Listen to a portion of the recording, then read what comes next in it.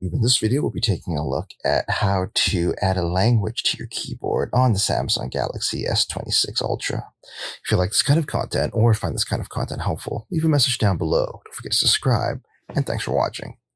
So if you want to add another language to your keyboard on the S26 Ultra, thankfully it's pretty easy to do so. The first thing you want to do is actually jump into your settings.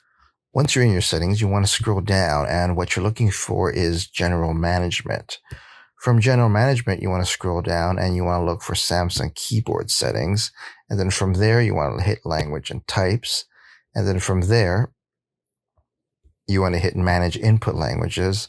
And you can select various languages here or download additional languages. And there you have it, everyone. Just a quick tip on how to add a language to your keyboard on the Samsung Galaxy S26 Ultra.